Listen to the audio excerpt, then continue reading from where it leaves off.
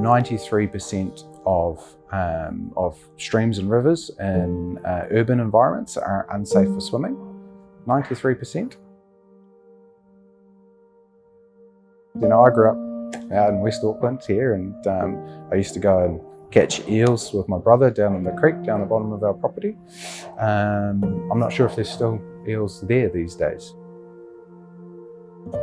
In rural settings around pastoral areas, that figure drops to about 83% of rivers and streams not safe to go swimming in. So these are massive figures if you think about, again, clean green New Zealand, 83% not safe to go swimming in. You know, these things don't really line up. When it comes to the coastline space, I mean, we've picked up over 1.5 million litres of litter in the past 12 years. That's equivalent to the Sky Tower worth of cement. This disconnection. Clean green New Zealand. No, actually, the reality doesn't quite reflect the marketing campaign. One of the quotes that we like the most is by the Dalai Lama, and he said that if you think you're too small to make a difference, try sleeping in a room with a mosquito. And I think that's a really nice way to look at it. We are part of the environment. We need to understand that every action that I make as a person happens within an ecosystem. So Sustainable Coastlines, we're a New Zealand registered charity. We've been operating for coming up to 12, 13 years. And what we're about is inspiring people and enabling people to get outside and enjoy nature again, basically. I mean, people see us for planting trees and doing beach cleanup work, riparian plantings and that. But really, underneath it all, the essence is connecting people with nature again, so that actions that we take in our everyday lives are sort of nature positive instead of nature negative. We are a solutions-based organization, and we're here to solve problems and come up with solutions. Our mission is to enable people to look after the coastlines and waterways that we all love.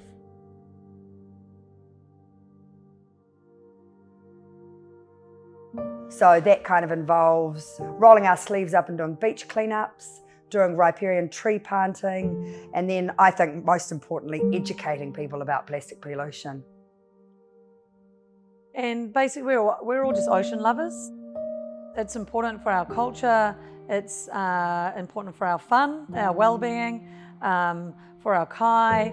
So we just want to engage people with the issues that the ocean and our waterways are facing, and bring them along to be part of the solution. People come to a beach cleanup with us and they go, oh, there's no litter here, you know? What are we doing at this beach? And we come back with 10 sacks at the end of it, you know, 500 litres worth. And people stop, and after you come on a cleanup with us, you stop, you see rubbish everywhere. And it just opens your eyes. We've got two big programs that we started which was Love Your Coast, and we roll that out into schools and community groups and corporates, anyone that wants to hear from us, and that talks about plastic pollution. And then we've got Love Your Water, which talks all about our rivers and our lakes and how polluted they are, and that by changing our behaviour there too, riparian tree plantings, we can clean those up. And then we've got another one that's sort of come on board, and that's our litter intelligence, and that's getting citizen scientists around the country monitoring beaches. They go back several times a year, collect the data, and by that we'll hopefully have, in a few years' time, we'll have some great data out there to make some changes.